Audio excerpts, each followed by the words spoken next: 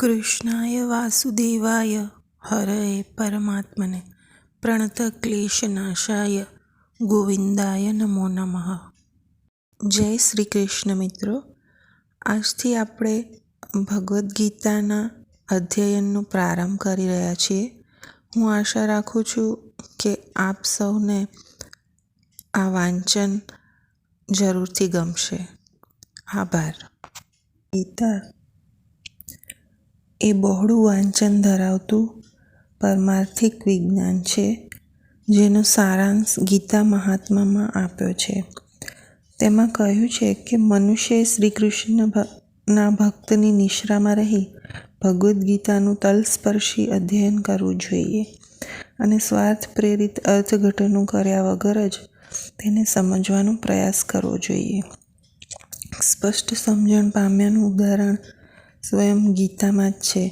તે એ છે કે જેવી રીતે અર્જુને સ્વયં ભગવાન કૃષ્ણ પાસેથી શ્રવણ કરીને ગીતોપદેશની સમજણ મેળવી, જો એ જ ગુરુ શિષ્ય પરંપરા દ્વારા અંગત સ્વાર્થથી પ્રેરિત થયા વિના અર્થઘટનો મારફતે કોઈ મનુષ્યને ભગવદ્ ગીતા સમજવાનું સદભાગ્ય પ્રાપ્ત થાય, તો તે સમસ્ત વૈદિક જ્ઞાન અને વિશ્વના સમગ્ર શાસ્ત્રોના અધ્યયનને પાર કરી જાય.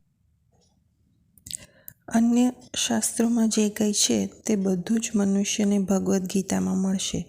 એટલું જ નહીં, પરંતુ વાચકોને એમાં એવી બાબતો પણ મળશે જે અન્યત્ર ક્યાંય ઉપલબ્ધ નથી. ગીતાનું આ વિશિષ્ટ ધોરણ છે. અધ્યાય 1. પ્રથમ શ્લોક.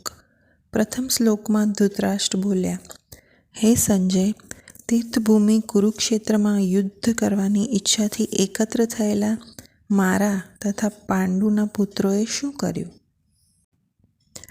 ધર્મક્ષેત્ર, જ્યાં ધાર્મિક વિધિવિધાનો કરવામાં આવે છે તે સ્થળ. એ શબ્દ મહત્વનો છે, કારણ કે કુરુક્ષેત્રના યુદ્ધમાં અર્જુનના પક્ષે પૂર્ણ પુરુષોત્તમ પરમેશ્વર સ્વયં ઉપસ્થિત હતા.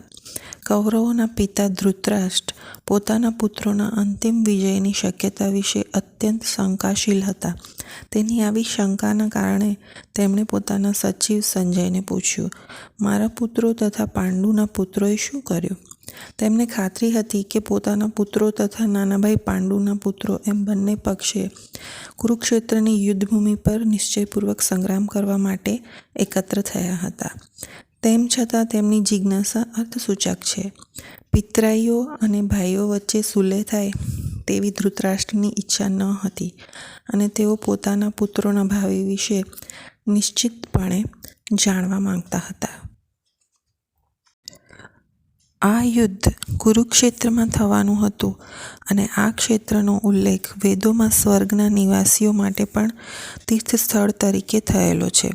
તેથી આ પવિત્ર સ્થળનો યુદ્ધના પરિણામ પર કેવો પ્રભાવ પડશે તે વિશે ધૃતરાષ્ટ્ર અતિ ભયભીત થયેલા હતા. તેઓ સારી પેઠે જાણતા હતા કે આનો પ્રભાવ અર્જુન તથા પાંડુના અન્ય પુત્રો પર સાનુકૂળ પડશે, કારણ કે તેઓ બધા જ સ્વભાવે પુણ્યાત્માઓ હતા.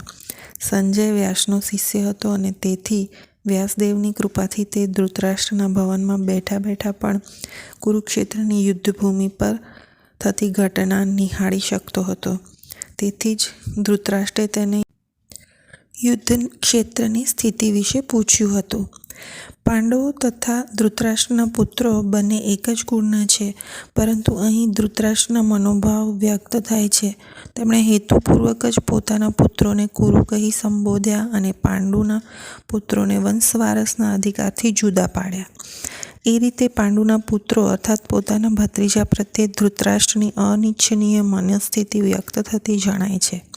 ડાંગરના ખેતરમાં જેમ અનિચ્છનીય ઘાસને ઉખેડી નાખવામાં આવે છે, તેમ આ ગ્રંથના વિષયવસ્તુના પ્રારંભથી જ એવી અપેક્ષા થાય છે કે જ્યાં ધર્મના પિતા શ્રી કૃષ્ણ ઉપસ્થિત હતા, ત્યાં કુરુક્ષેત્રરૂપી ક્ષેત્રમાં દુર્યોધન આદિ ધૃતરાષ્ટ્રના પુત્રોરૂપી અનિચ્છનીય છોડવા નિંદામણનો સમૂળ વિનાશ થશે અને યુધિષ્ઠિર આદિ સર્વથા ધાર્મિક પુરુષોની સ્થાપના કરવામાં આવશે. અહીં ધર્મક્ષેત્રે તથા કુરુક્ષેત્રે શબ્દોની તેમના ઐતિહાસિક તથા વૈદિક મહત્વ ઉપરાંત આ જ સાર્થકતા છે.